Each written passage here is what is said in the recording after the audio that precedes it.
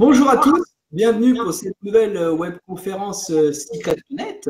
Nous accueillons aujourd'hui Christian Véraud. Toujours une joie d'accueillir Christian, qui avait déjà participé au lancement d'ailleurs de ces webconférences. Donc merci à lui pour sa confiance et sa fidélité. Aujourd'hui, il revient nous parler d'Alaska et du Grand Ouest qu'il connaît très bien et des voyages qui l'accompagnent particulièrement sur cette région. J'en profite, moi, pour vous faire un petit rappel, pour interagir au mieux avec nous au cours de cette webconférence, pour vous rappeler un peu les outils qui sont à votre disposition.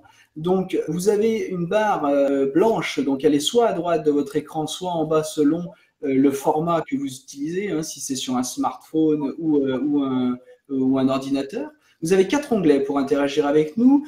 Le chat, là, chacun peut laisser des commentaires qui sont visibles de tout. À la droite, il y a l'onglet questions. Ça, c'est l'un des principaux onglets avec lequel vous pouvez interagir. Posez vos questions en direct à Christian. Je les reprendrai, moi, pour une meilleure fluidité à la fin de la présentation de Christian. Mais vous pouvez poser vos questions au fur et à mesure, bien sûr, de la projection. À la droite, vous avez l'onglet sondage. Là, il est très important pour nous aider à préparer et à améliorer les prochaines webconférences. Et puis l'onglet participants, montre tout simplement le nombre de personnes qui sont connectées à ce moment-là. La prochaine webconférence sera sur la Mongolie. Donc je la présenterai avec notre partenaire mongol Nora cette fois. Sans plus attendre, ne perdons pas de temps et partons avec Christian donc sur les étendues sauvages de l'Alaska. Bonsoir Christian. Bonsoir, bienvenue à tous. Ben voilà, on nous dit souvent qu'il n'y a plus de terre sauvage à découvrir. Ben, il y en a, l'Alaska en est vraiment une. Et puis l'Alaska, l'avantage, c'est que même en ne prenant pas part à une expédition compliquée avec des chiens de traîneau, non, simplement une voiture, on prend la route, on prend la piste, et c'est vraiment une belle terre sauvage qui nous attend. Alors là, vous avez déjà une carte globale qui nous donne la position de cet Alaska. C'est l'extrême nord-ouest de l'Amérique, du continent américain. On est tout près de la Sibérie. C'est ces terres de grand froid et puis deux mondes qui s'opposent, le monde russe, le monde américain. Donc voilà déjà globalement où se trouve le territoire. Alors voilà une carte bien vintage, là, des tout débuts de l'Alaska. On ne voit quasiment pas de route sur cette carte. Alors, ça vient du fait qu'elle soit un peu ancienne, ça vient surtout du fait qu'il n'y a pas beaucoup de routes en Alaska. Le territoire est immense, c'est le plus grand des États américains, de bien loin. Le second, le Texas, est loin derrière. Et là-dessus, nous allons partir en voyage essentiellement dans la moitié sud. La moitié sud est de loin la plus intéressante, c'est là que se trouve l'essentiel des chaînes montagneuses, la côte pacifique, les fjords, les glaciers. La partie nord, c'est surtout des steppes très décevantes. Lors des premiers voyages, j'ai eu envie d'aller tout au nord, aller découvrir. On voit surtout des pipelines, du pétrole, la steppe à l'infini, des moustiques et du marécage. Donc ça, je vous épargne. Alors quand on part en Alaska, c'est bien sûr pour la nature, les grands espaces sauvages. Mais malgré tout, il y a aussi quelques points d'intérêt dans les villes, pas beaucoup. Et je ne vais pas trop vous montrer de villes d'Alaska. Mais il y a ce petit côté sympathique de maisons de bois du début du XXe siècle. Voilà un exemple typique. Elles sont souvent, c'est un peu le monument historique de l'Alaska. Il n'y en a pas tant là-bas. Alors voilà un petit échantillon de ces maisons sympathiques. Et puis très vite, on prend la route qui très vite devient une piste. Et là, allez, Into the Wild, comme le dit le film que tout le monde a vu. Et nous partons là, on n'est pas très loin d'Anchorage. Anchorage, c'est toujours le point de départ d'un voyage là-bas. Des mines d'or qui sont à une demi-journée de route d'Anchorage. On arrive sur des zones de petite altitude, on est à 1000 mètres. Beaucoup d'eau, toujours beaucoup d'eau, une forêt. C'est de la forêt boréale, c'est pas de la forêt dense, épaisse. Là, on voit qu'on a toujours cette forêt humide avec de l'eau. Il pleut énormément. Quand il ne pleut pas, il neige en Alaska.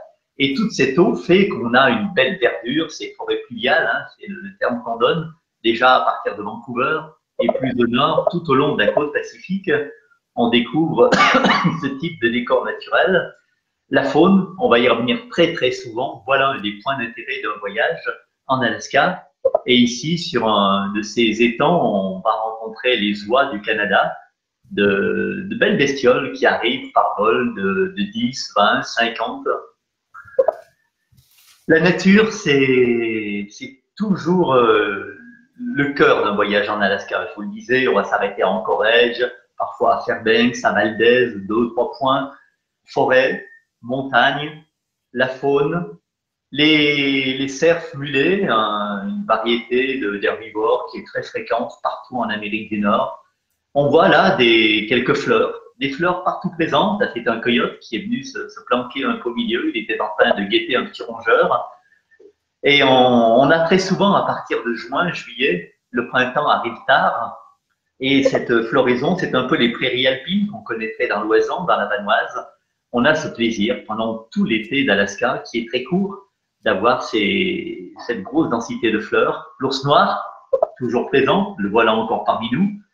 L'ours, on le rencontre très facilement. Quand on sait à quel point c'est compliqué d'en voir un dans les Pyrénées, là-bas, les ours noirs sont, je dirais, sont livrés par caisse de 12. Donc, très, très facile à voir, cet animal. Des variétés de cerfs, de caribous, vraiment beaucoup de gros herbivores. Il y a une régulation naturelle. Bon, il y a l'homme, bien sûr, c'est le prédateur suprême qui est présent, mais aussi l'ours, le loup, qui sont les prédateurs de ces gros herbivores. La chèvre des montagnes qu'on voit là. On l'appelle chèvre mountain goat en anglais, mais elle est de la famille de l'antilope, relativement présente dans des zones d'altitude.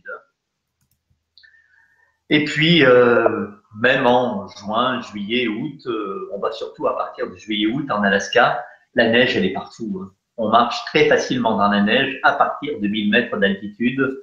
Et c'est immense, quoi. C'est la taille de ce décor qui est toujours fascinante. On est perdu dans ces immensités. Le territoire est tellement, tellement démesuré. Là, on est tout en bas d'un glacier qui est en train de s'écrouler dans la rivière. Et cette glace va alimenter ces rivières qui vont rejoindre le Pacifique. Voilà, toujours en bas de ces langues de glace. Alors, le grizzly. Le grizzly, c'est une des plus belles rencontres en Alaska. Alors, 98% des grizzlies d'Amérique du Nord se trouvent en Alaska. 98%. Et c'est bigrement impressionnant, le grizzly. En plein été, ils se nourrissent des baies sauvages, comme on le voit ici. On arrive à les approcher de manière étonnante. Quand on connaît leurs habitudes, quand on sait les précautions à prendre pour les approcher, et avec quand même un téléobjectif, voilà les images qu'on peut faire de ces animaux. Ça, c'est pour moi mon grand bonheur en Alaska, cette proximité avec la faune sauvage. Alors, il est impressionnant, ce fichu bestiau. Hein. Ursus horribilis en latin.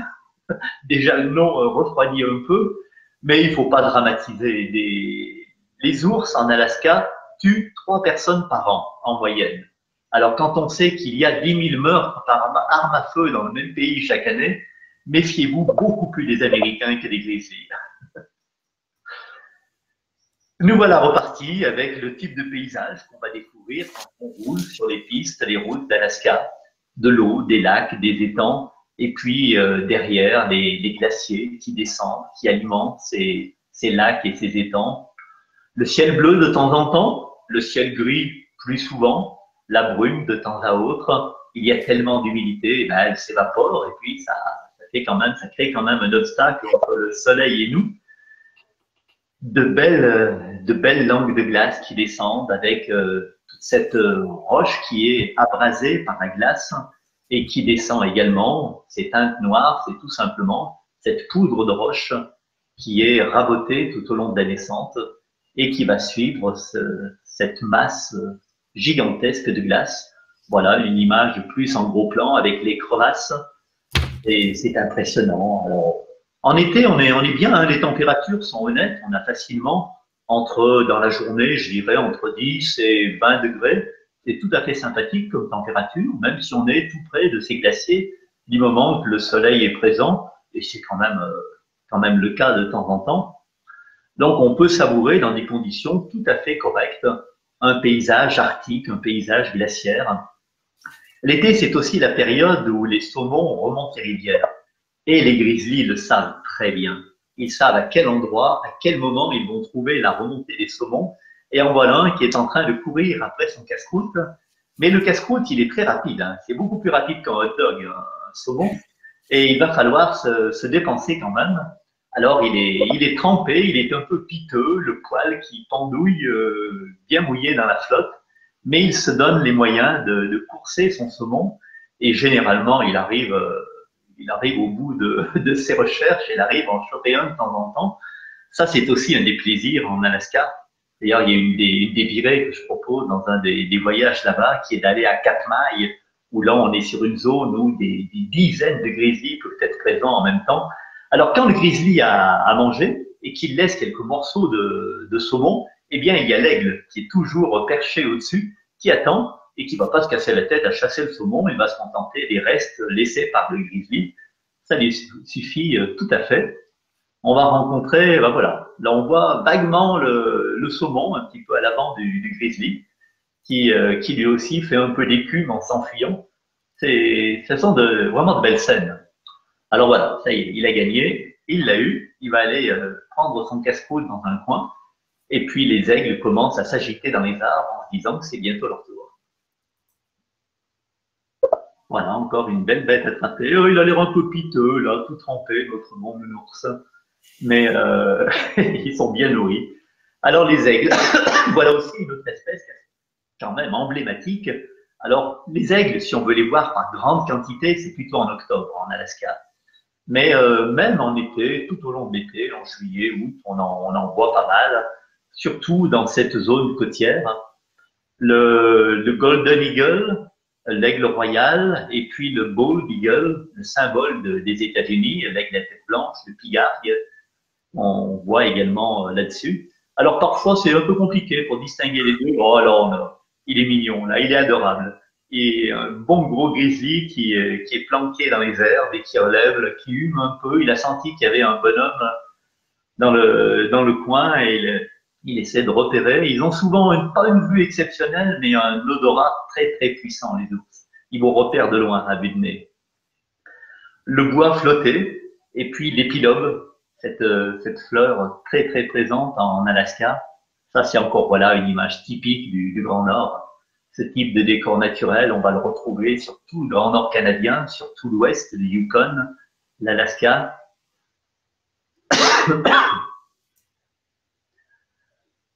Voilà, des chaînes montagneuses qui souvent, mine de rien, sont je parle de l'arrière-plan, la chaîne tout au loin, on est souvent avec des chaînes qui passent à 4000, 5000 mètres. Le McKinley à 6200 mètres d'altitude, on appelle, bon, on l'a longtemps appelé McKinley, aujourd'hui on a repris son nom ancien, le nom indien, Denali. C'est une super montagne qui est très souvent cachée dans la brume. Mais il y a plusieurs chaînes montagneuses. Alors, on va marcher quand on part en Alaska du côté du Denali, bien sûr. Le parc national Denali, c'est un monstre de beauté, de nature. Alors, un petit clin d'œil, il a un élan femelle qui est venu, l'orignal, comme disent les Québécois, qui est venu nous rendre visite. Là, c'est un gros herbivore, un peu plus gros qu'un cheval, qu'on voit très facilement. Le porc-épic, alors là aussi, c'est le hérisson, mais taille d'un petit chien, hein. On en voit beaucoup également en Alaska. Voilà, toujours lui. C'est très, très fréquent, ces bestioles. Alors voilà, une belle scène. Alors ça, c'est tout nouveau, c'est des images que j'ai faites cet été. Une mère grizzly avec ses deux petits. Visiblement, c'est des petits de l'année précédente, ils ont déjà 1 an. Mais ils restent facilement 2 ans, voire 3e année avec la mère. Ils sont ils sont tout petits. À la naissance, c'est gros comme un poing, un grizzly. Donc la mère les garde vraiment longtemps auprès d'elle, de façon à les protéger. Et là, on peut avoir cette chance. On passe, là, on était, j'étais avec mon fils, on roulait sur une piste, et tout d'un coup, on voit au loin ce beau trio, cette famille, qui était en train de batifoler dans l'eau, puis ils se sont rapprochés dans une prairie pleine de fleurs sauvages, et là, la mère s'était installée à manger, à brouter. Ils sont très omnivores, hein, les ours. Ils se nourrissent beaucoup, ils sont très végétariens, hein, même s'ils sont complètement omnivores. Et là, les deux gamins ont commencé à manger un peu, brouter un peu d'herbe, de fleurs sauvages, et puis se sont mis à jouer, hein, comme tous les gamins du monde. Et là, ils ont fait une belle foire. Quel bonheur pour le photographe. Là, on a pu s'approcher un peu, toujours être prudent quand la mer est proche, elle n'aime pas trop qu'on la titille. Et beaucoup d'accidents arrivent d'ailleurs quand une mère est à surveiller ses petits. Il ne faut pas qu'elle sente que ses petits puissent être en danger. Donc là, ben, quand je pars, quand j'emmène des gens, je leur explique un peu, il y a plein de règles de bon sens à respecter. Mais si on les respecte, on peut, dans des conditions de sécurité totale, profiter de ces scènes superbes avec ces gamins qui jouent comme des gamins. Voilà, alors là, j'ai mitraillé, hein, je vous en ai mis 6-7 photos, mais je vous dirai pas combien j'en ai fait, c'est des quantités, c'est tellement chouette que l'appareil photo déclenche tout seul dans le sac. Hein. Voilà, et tout ça dans des prairies fleuries. Le début d'été, fin de printemps, début d'été, ce très court été des zones arctiques, de la forêt boréale, il est très sympathique, très fleuri. C'est vraiment un grand bonheur. Elle a une bonne tête. Alors quand l'ours, on l'a vu tout à l'heure, quand il a pataugé dans l'eau, il est un peu piteux avec les poils qui pendouillent.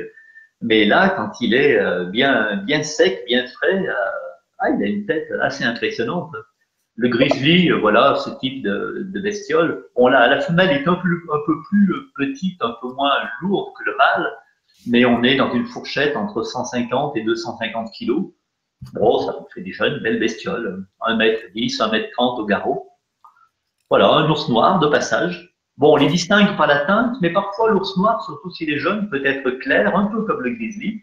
Mais on voit, il a une silhouette avec une tête beaucoup plus allongée. Le grizzly a une tête ronde. Alors, et puis une bosse un peu sur le dos, une bosse au niveau des épaules. Donc on peut pas les confondre. L'ours noir est plus petit de taille et puis n'est jamais agressif. On peut être attaqué par un grizzly, pas par un ours noir.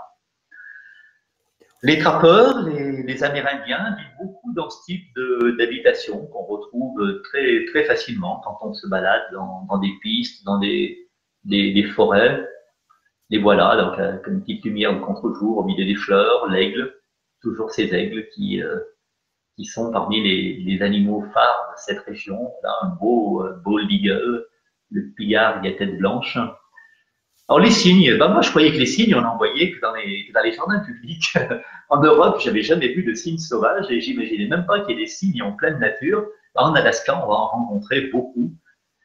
Et voilà le type de route qui vous emmène dans ce territoire avec toujours les épilobes, les montagnes. Alors là, la chaîne montagneuse, c'est la chaîne des monts Wrangell-Saint-Elias. On est vraiment à l'extrême sud de l'Alaska et c'est une très très belle région. Alors non, on a le soleil couchant qui arrive peu à peu. Ben, il arrive tard en été. On a quand même 18 heures de lumière par jour en été, des nuits très très brèves.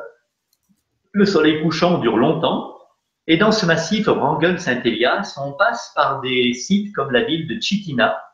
Quand je dis une ville, il y a 6-7 baraques à moitié abandonnées comme celle-ci. Et au bout de la piste, au bout de 2-3 heures de piste, on arrive à Kennecott. Kennecott et McCarthy sont deux villes côte à côte, villes historiques. Il y a maintenant un parc national historique. Et dans les années 1910-1940, ça a été une des mines de cuivre les plus riches au monde. Là, on est monté de belles randonnées. Voilà, après 3-4 heures de marche, on arrive tout à fait au sommet des montagnes. Et là, on trouve les baraquements où était la mine de cuivre. Alors là, imaginez, sur le sol, vous avez des blocs de minerai de cuivre d'un beau vert qui sont partout. Ils ont pas tout ramassé, il en reste des quantités. Et là, ce sont des randonnées dans la montagne, la dimension historique, la dimension nature. Là, on est en train de redescendre vers la partie centrale, vers le village de Kennecott qu'on a vu tout à l'heure, avec toujours beaucoup d'eau. Là, on va partir en bateau sur la côte. On est tout près du Pacifique. Et là, il y a de belles balades à faire également. Voir cette côte sud d'Alaska par la voie maritime. Et là, on se rapproche de glaciers qui descendent dans des fjords avec des fronts de glace qui peuvent être quelques dizaines de mètres de haut. Et puis, ces blocs qui se déversent lentement dans l'océan avec là aussi toute une faune. En naviguant, on peut rencontrer la baleine à bosse, l'orque, quelques mammifères, mammifères marins comme le lion de mer, très présent. Et là aussi, c'est le saumon qui les attire. Hein. les saumons toujours très très nombreux en été quand ils remontent de pondre dans les rivières. Tous ces prédateurs le savent très bien, les ours, les orques, les, euh, les lions de mer qu'on voit ici font toujours à les guetter. Et aussi bien depuis le bateau que depuis la côte, on va rencontrer la loutre de mer qui fait la planche, qui prend du bon temps. Alors on la sent tout à fait en touriste ici. Voilà, quelques belles excursions également à faire côté maritime. Voilà, là c'était le long d'un canal qui longeait des fjords et on avait un superbe aigle à tête blanche qui nous guettait. Enfin, c'est peut-être pas nous qui le guettait, plutôt les poissons dont ils se nourrissent. Quelques phoques qui se font bronzer sur la glace. Ces blocs de glace rapportés par les glaciers qu'on a vus tout à l'heure. Et des colonies de lions de mer qui sont là sur la plage de Galets et qui vivent ici toute cette partie de l'année. Ça va être la période de reproduction. Alors on a quelques clans, on a quelques mâles dominants avec un groupe de femelles autour qui font un raffut terrible avec une odeur épouvantable. C'est terrible l'odeur des colonies de lions de mer. Parfois un temps comme celui-ci, pas comme le précédent, un temps bien gris, bien triste. C'est assez fréquent, ça. C'est bien une atmosphère d'Alaska. Une balade où je suis rentré bien trempé.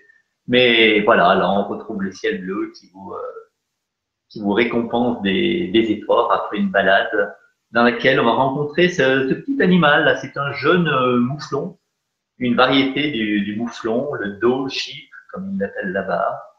Très à l'aise. Ah, alors ça, c'est rare. Le lynx. Le lynx, c'est très rare. Je suis allé plusieurs fois en Alaska, souvent au Yukon et dans le Grand Nord canadien, zone peuplée par le lynx, et c'est la deuxième fois que j'ai pu photographier le lynx. Je l'ai vu parfois de manière très furtive, et pouvoir le photographier correctement, ben voilà, 2 fois en 25 ans de voyage. Alors dites-vous, c'est le jour de fête quand on rencontre le lynx. Voilà, une des toutes dernières balades dans la péninsule de Kenai. On remonte un glacier et on arrive tout en haut à des champs de glace. C'est le Harding Icefield, un ensemble de champs de glace sur des surfaces immenses. Alors on peut partir avec des crampons. Là, on a marché un long moment sur la moraine, puis sur la glace. Voilà, là encore un lieu de belle balade sur ces glaciers. C'est très varié ce qu'on peut faire. Et comme je disais tout à l'heure, sans parler d'expéditions complexes avec des moyens, sans aller dans l'expédition extrême, on peut simplement, en étant un bon randonneur, en ayant que des crampons de glace, des bâtons, voilà, on peut découvrir des sites assez fabuleux comme ceux que vous avez là, des étendues, c'est l'Arctique, c'est vraiment un grand bonheur pour le passionné de nature en Alaska. Merci Christian donc, pour cette présentation qui nous montre bien la variété qu'on peut rencontrer en Alaska. Bon, merci à vous parce que vous avez été très actifs et donc il y a pas mal de questions. Donc l'idée c'est que je te les reprenne Christian et puis tu réponds assez succinctement. Et vous pouvez toujours continuer à poser vos questions. Alors l'idéal c'est par l'onglet questions qui se situe sur votre droite. Mais sinon, dans le chat, je les prends également. Alors, on va peut-être commencer si tu peux nous apporter quelques précisions, notamment si toutes ces photos ont été prises justement sur l'été. En bref, quelle est la meilleure période pour y aller? Et puis également la période où on a le plus de chances de voir peut-être la faune et puis également la flore, parce que tu as longtemps insisté quand même sur la flore aussi. Alors, la bonne période pour l'Alaska, alors bien sûr, il est possible d'aller en Alaska en hiver, au début du printemps ou à la fin de l'automne. Bon, d'une part, on aura un temps très compliqué, avec de grosses chutes de neige, avec des températures descendant très bas. Là, on est plus dans l'expédition que dans le voyage. Donc, si on veut voir tout ce que vous avez vu là, c'est entre juillet et août.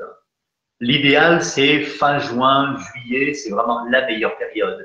Et surtout, juillet, c'est la période où les saumons remontent les rivières et c'est là qu'on va en prime avoir les grizzlies, les aigles et puis toutes ces prairies alpines très fleuries. Là aussi, c'est en juillet.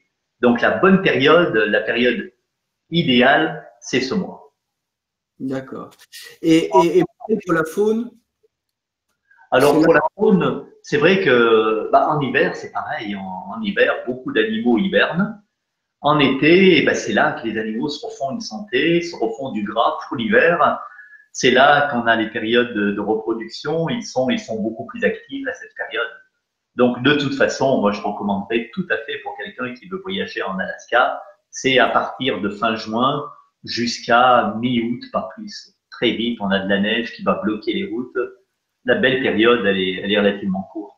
Avec des températures sympas, je dirais que hormis la flotte, il pleut quand même en Alaska, mais hormis ça, c'est très très correct là-bas. alors voilà, tu parlais de température, bon, surtout sur la journée. Qu'en est-il peut-être de la nuit, des nuits? Est-ce qu'elles sont quand même fraîches? Alors les nuits, au pire, on va atteindre les 0 degrés, mais on est plutôt autour de 5-8 degrés la nuit. Donc pour camper avec un sac de couchage raisonnable, ça ne pose vraiment pas de problème. Non, non, on n'est pas du tout dans des climats extrêmes. Alors plusieurs questions justement, donc ça me permet la transition quant à l'hébergement. Quand tu voyages comme ça, quand tu guides nos groupes, quel est le type d'hébergement sur un voyage en Alaska? Alors, on alterne entre le camping. Le camping, le camping, il a un gros avantage, c'est qu'on est au cœur de la nature. On est au pied des points d'intérêt. On sait que dès qu'on est réveillé, on engloutit le petit-déj et on y est. On est tout de suite sur place. On alterne quand même avec, en gros, une nuit sur 4, une nuit sur 5 en hôtel ou en lodge. Alors, on a parfois des lodges très sympathiques. Je parlais tout à l'heure de ces mines de cuivre, Kennecott. Alors là, il y a un lodge, c'est un petit bonheur. On ouvre la fenêtre, on a une vue sur le glacier avec des chambres très sympathiques. Donc, on passe du confort spartiate d'un camping qui est parfois camping sauvage, parfois camping organisé. Bon, on arrive à avoir accès à des douches, à un minimum de confort assez facilement. Alors tu dis camping, tu nous as montré de bien belles bêtes. Est-ce que c'est toujours justement, bon j'imagine que oui en sécurité, mais il n'y a pas de danger justement à camper sur certaines zones? Non, non, non, non, non. Vraiment, le danger, il est infime. C'est comme dans des zones désertiques, on me dit toujours, et les serpents à sonnette, et les scorpions.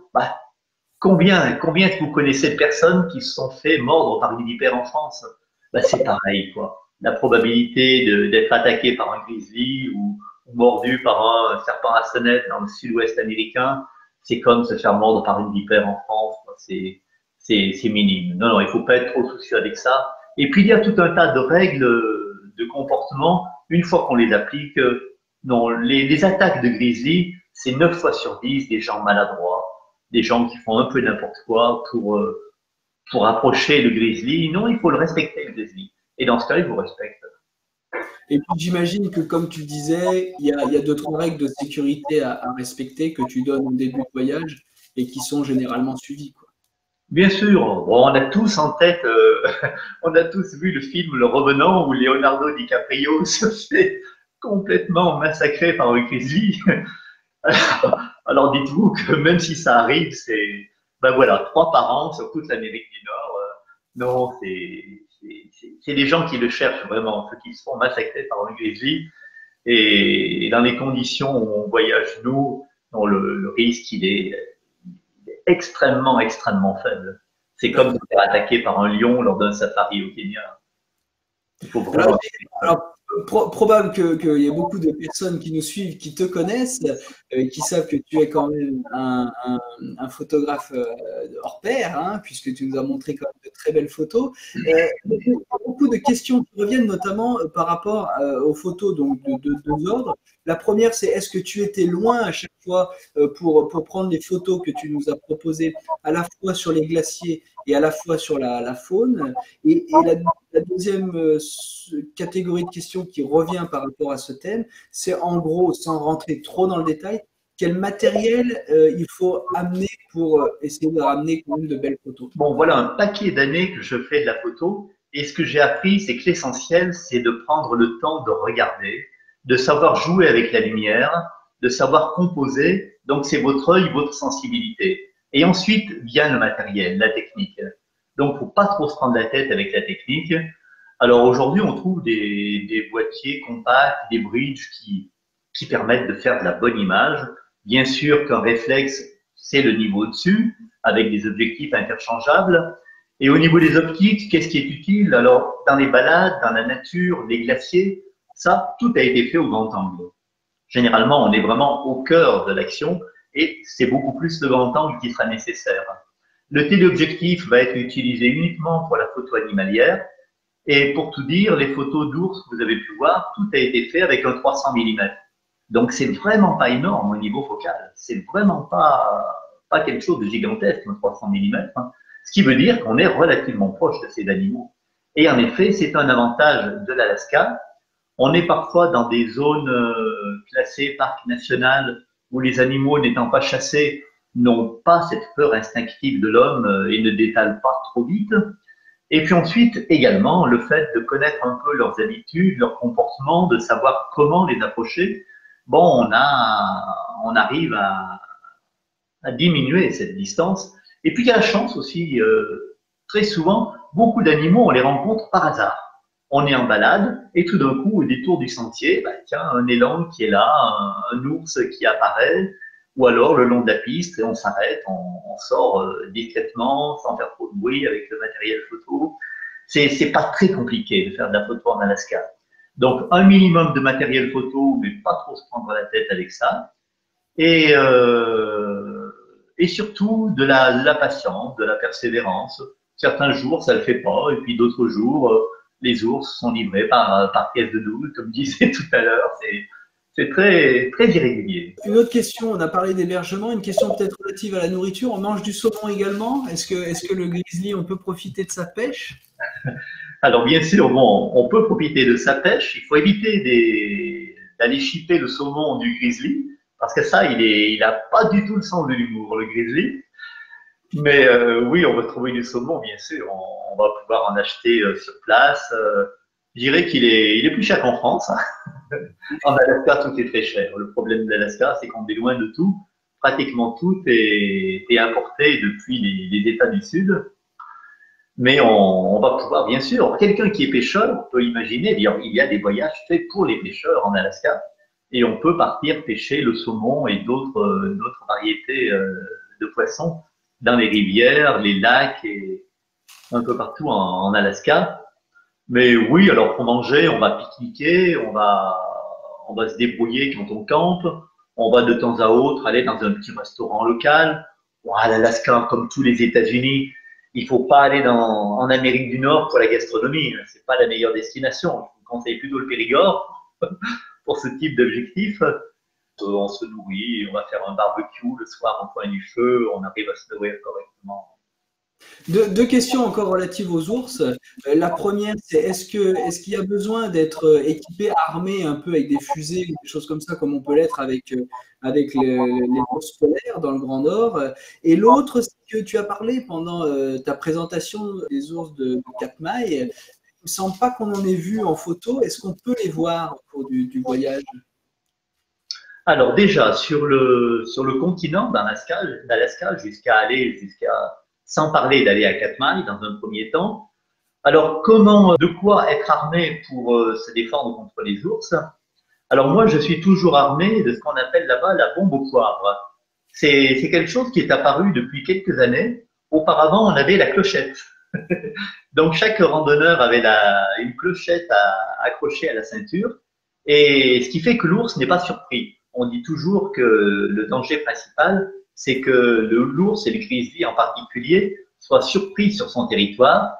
Et là, il peut réagir par agressivité. Donc, les gens avaient l'habitude de se balader avec une clochette. Donc, l'ours vous entendait venir et puis souvent, il s'éloignait. Alors, si on veut voir les ours, les photographier, moi, j'ai toujours rechigné à prendre la clochette. Et puis, depuis quelques années, on a une nouvelle technique. C'est une bombe au poivre, genre bombe d'autodéfense lacrymogène, comme on peut connaître chez nous pour d'autres usages. Mais là, elle est chargée au poivre.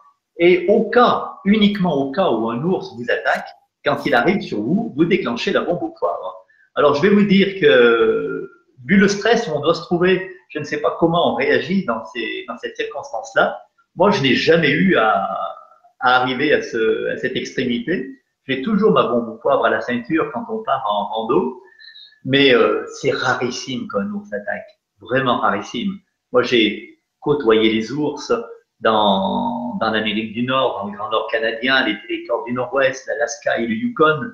Jamais je n'ai eu une attaque d'ours. Il m'est arrivé une ou deux fois qu'il montre qu'il est sur son territoire, que c'est lui le plus fort. Alors l'ours, le grizzly, pas l'ours noir, le grizzly se dresse sur ses pattes arrière, fait mine d'avancer un ou deux pas. C'est une attitude qui est bien connue, hein. Donc il est sur ses pattes, ça va faire dans ce cas 2,50 m de hauteur, c'est bigrement impressionnant. Il avance de 2-3 pas en braillant, et puis il s'arrête, il recommence. Alors à ce moment-là, on le sait, il faut continuer à lui faire face, ne pas partir en courant, sinon on est assimilé à une proie, reculer en parlant, parce que la parole lui fait bien comprendre que c'est un humain. Il assimile tout à fait la parole, ils ont l'habitude quand même de croiser de temps en temps des humains. Donc humain pour lui, c'est pas une proie, c'est pas quelque chose qui se mange, c'est une bête qui est quand même impressionnante. Donc il garde également une certaine distance. Alors, il y a tout un tas de règles que je partage bien sûr avec les gens que j'emmène en voyage et qui font que on finit par se connaître avec l'ours, on se respecte et ça se passe vraiment bien, il n'y a pas de souci. Alors du coup, plusieurs questions par rapport au voyage. Donc tu accompagnes ce chemin de départ là en Alaska. Est-ce que tu peux nous en parler brièvement un peu plus? Jusqu'à combien de participants tu amènes, par exemple? C'est des questions qu'on a eues.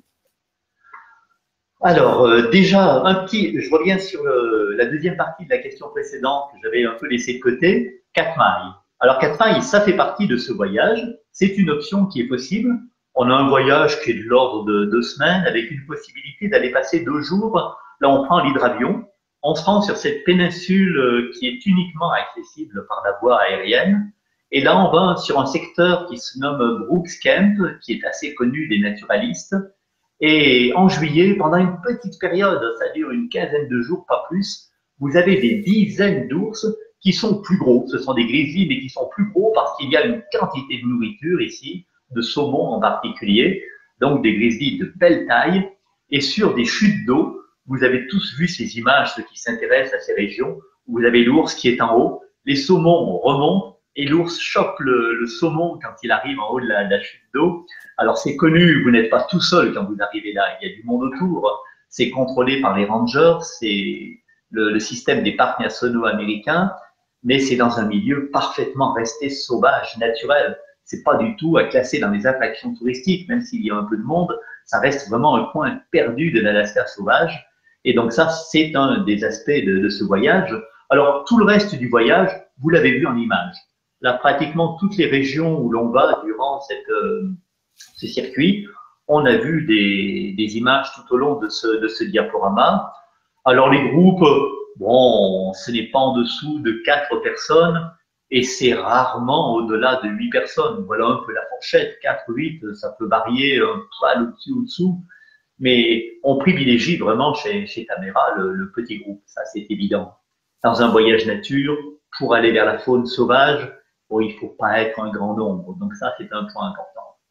Et peut-être en termes de difficulté, est-ce que tu peux en dire un petit mot en termes de difficulté, notamment dans les randonnées et tout? Est-ce qu'il y a vraiment, voilà, est-ce que c'est accessible à tout le monde? Bon, bien sûr, à des gens en bonne santé, mais est-ce qu'il y a besoin d'une condition particulière ou d'une technique particulière?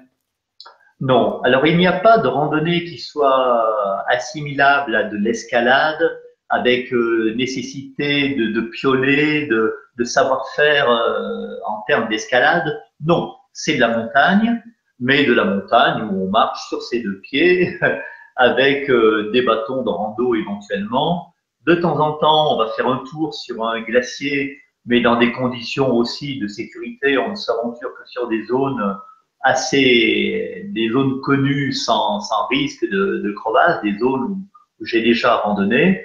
Et là non plus, aucune compétence particulière. Il y a quelques règles de sécurité que je partage avant de démarrer la rando. Ce n'est pas, c'est physique, mais rien de trop méchant non plus. Beaucoup de randonnées entre 2 et 4 heures. Et ensuite, quelques randonnées un peu plus poussées jusqu'à 6-7 heures.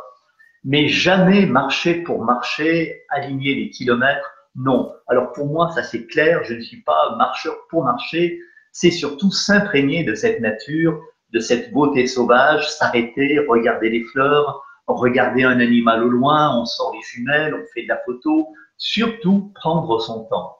Donc, pas question de marcher comme des malades. Ça, on peut le faire autour de chez nous. Celui qui veut faire du sport, il le fait ici. Pour moi, le but, c'est pas du tout de faire du sport, de tester son endurance. Non, non. On savoure, on prend le temps. Et comme je disais, quelqu'un qui a l'habitude de marcher assez régulièrement, ça ne pose aucun problème. Vraiment. Voilà, bah, je pense avoir fait à peu près le tour des questions que vous nous avez posées. Donc, je vous laisse encore un petit peu de temps, 1 ou 2 minutes pour en poser si vous en avez. Le temps pour moi donc, de rappeler, comme je l'ai fait peut-être en introduction, qu'en dehors de ce voyage en Alaska, bien sûr, tu as la passion pour ce Grand Ouest américain et tu accompagnes nos voyages sur d'autres régions, et notamment dans tous les parcs ouest des États-Unis. Là, je peux peut-être te laisser dire un petit mot également sur les régions que tu parcours. Alors très rapidement, bon, je commence par le voyage un peu marginal, qui n'est pas un voyage nature, c'est un voyage sur la route mythique, la route 66 de Chicago à Los Angeles. Là, on est plutôt dans le road trip, ce n'est plus de la randonnée nature.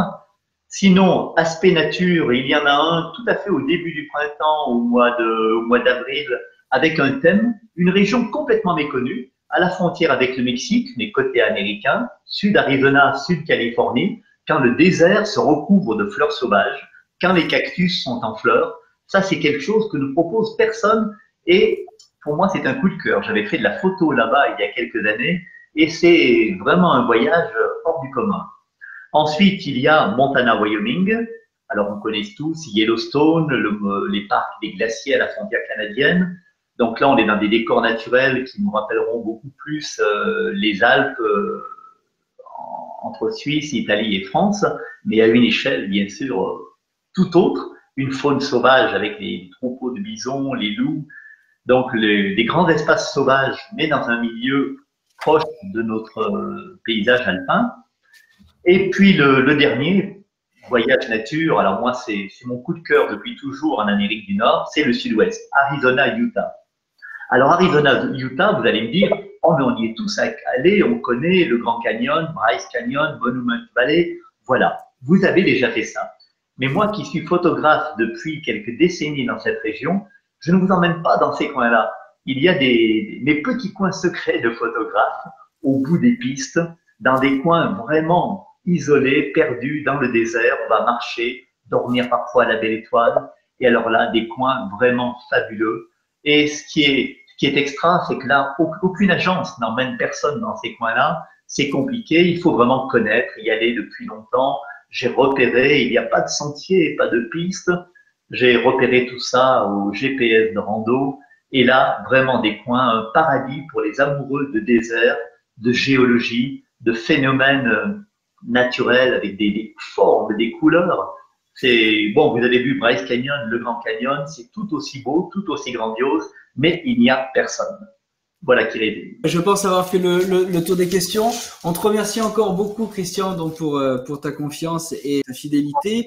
J'en profite également pour dire que tu as terminé justement ce joli film sur la route 70, hein, qui t'a pris beaucoup de temps et plusieurs voyages là-bas pour le réaliser. Tu es toujours en tournée dans la région. Alors comme ça, je vais pas donner toutes les dates, hein, mais tu passes encore là dans une bonne dizaine de salles encore jusqu'à fin mars. Donc tout le mois de mars, tu seras en tournée avec ce film, notamment Irigny, Charlieu, Saint-Pierre-de-Chargeux, Saint-Symphorien-d'Ozion, Saint-Étienne. On vous enverra la liste à tous ceux qui étaient présents aujourd'hui à cette webconférence si vous souhaitez aller voir le film de Christian en salle proche de Séoul. Voilà, je suis bien sûr présent à chacune de ces projections du film. Donc, ça sera l'occasion de vous raconter la route 66 et puis aussi, si vous avez des projets de voyage, de parler d'Amérique du Nord et d'autres destinations. Voilà. Et si vous avez des questions, n'hésitez pas à revenir vers nous. Thibaut a mis donc dans l'onglet chat, hein, dans le fil de la discussion, a mis le lien vers la page qui reprend tous nos voyages, accompagnés par Christian.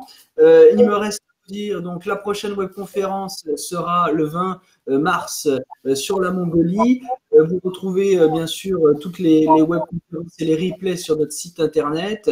Si vous avez des questions pour nous aider à progresser sur cet exercice, n'hésitez pas également à revenir vers nous. Et voilà, je crois que j'ai tout dit. Je vous souhaite à tous une belle soirée sur ces images et à très bientôt. Au revoir. Et merci de nous avoir accompagnés. Merci Christian. Au revoir.